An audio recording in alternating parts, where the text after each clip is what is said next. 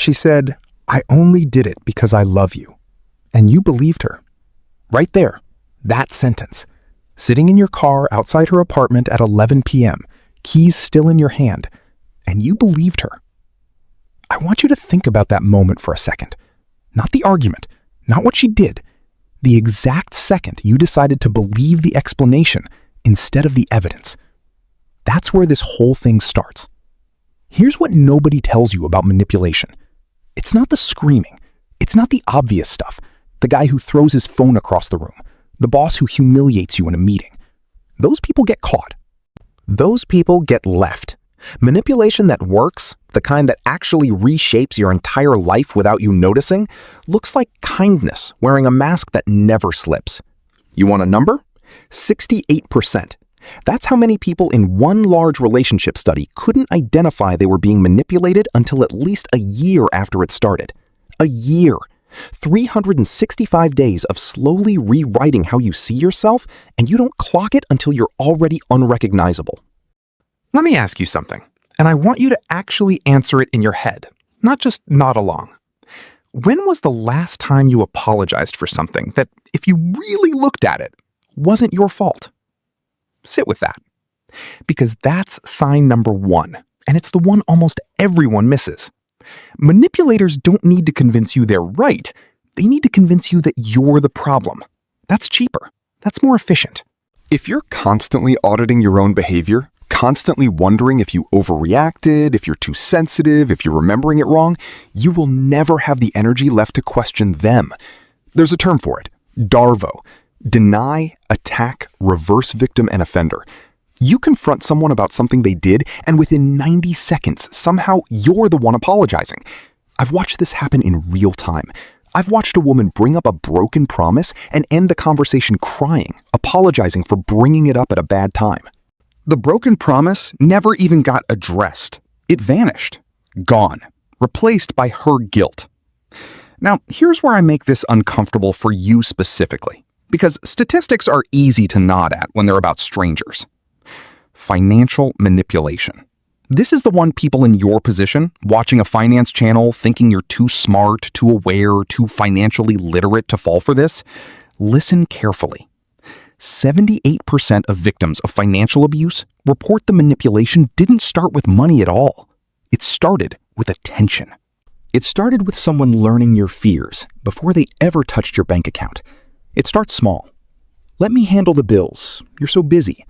Why do we need 2 accounts? We're a team. I just think it's weird you don't trust me with this. Small sentences. Reasonable sounding sentences. And 18 months later, you're asking permission to buy groceries. You think that's rare? The average financial abuse situation lasts 5 to 7 years before the victim even attempts to leave. Not because they're weak, because the manipulation was built slowly enough that each individual step felt survivable. Nobody signs up for the whole staircase. They just agree to one step at a time. This is where it gets into your body, not just your bank account, and this is the part almost nobody talks about. Chronic manipulation doesn't just mess with your head, it physically changes you. People in long-term manipulative relationships show cortisol levels comparable to people in active combat zones. I'm not exaggerating for effect. That's a real comparison researchers have made. Your body cannot tell the difference between my partner might explode if I say the wrong thing tonight and there's a genuine threat to my survival. Same stress response, same flood of hormones, every single day. You know what that does over time? Immune suppression. Sleep disruption that doesn't fix itself even after you leave. Digestive issues doctors can't explain because they're not looking for the actual cause, which is a nervous system that has been on high alert for 4 years straight. So when someone tells you, just leave if it's that bad, understand what you're actually asking a person's body to do. You're asking them to override a threat response that's been trained into their nervous system through repetition, the same way you'd train any other habit. Except this habit is make yourself smaller so the person controlling your resources, your reputation, or your sense of reality stays calm. Now, let's talk about the sign that fools smart people specifically: intermittent reinforcement. You know what a slot machine and a manipulative relationship have in common? Unpredictable rewards create stronger addiction than consistent ones. If someone was cruel to you every single day, you'd leave. Your brain is wired to escape consistent pain. But if someone is cruel 3 days a week and then shows up on day 4 with flowers, an apology that sounds like poetry, the version of them you fell for in the first place, your brain doesn't file that as abuse. It files it as hope. Casinos figured this out decades before psychologists gave it a name. Unpredictable reward schedules produce the highest rates of compulsive return behavior of any pattern tested. Higher than getting rewarded every time, higher than getting rewarded rarely. The unpredictability itself is the hook. That's why you've stayed longer than you can explain to your friends. That's why just leave sounds so simple to everyone standing outside the situation and impossible to the person inside it. You're not weak. You're responding exactly the way a human nervous system is built to respond to a variable reward pattern. Casinos spend billions engineering that exact response in adults with fully formed prefrontal cortexes. You think you were supposed to just intuitively resist it in a relationship with someone who has access to your heart? Here's another one. Watch how fast someone moves to isolate you, and count how innocent it sounds while they do it. I just don't like how your friends talk about me. Your sister's always been kind of negative, don't you think? I feel like when you spend time with them, you come back different. Every sentence sounds like concern. Every sentence has the exact same function. Fewer outside perspectives means fewer people available to tell you what you're starting to suspect, but can't quite say out loud. Isolation isn't a lock on a door.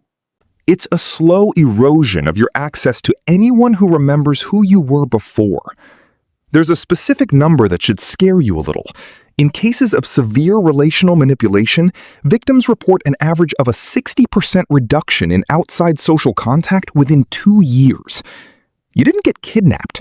Nobody locked you in a room. You just slowly stopped calling people because it became easier than the argument that followed every time you did. And I want you to notice something about everything I've just told you. Every single sign.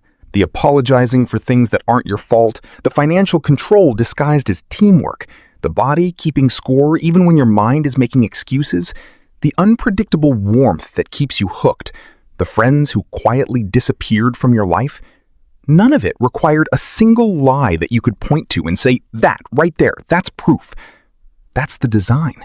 That's not an accident. That's the entire mechanism. Manipulation that gets caught is manipulation that fails. The kind that works is engineered to survive your scrutiny because it never gives you one clean moment to point at. So here's the question you actually need to ask yourself tonight, not the question you've been asking. Stop asking, did this person do something bad enough to justify leaving? That question keeps you stuck for years because you'll always be able to find a reasonable explanation for one bad night. Ask this instead. Am I a different person than I was 3 years ago? Smaller, more apologetic, more isolated, more anxious in my own home? And can I actually explain why, in my own words, without using any of their reasons? If you can't answer that clearly, you already have your answer, and it was never actually about them at all. If any part of this hit close to home, or made you rethink something you've been carrying, consider buying me a coffee through the link in the description. It genuinely helps keep this channel going and helps me keep making videos that might reach someone at the exact moment they need to hear this.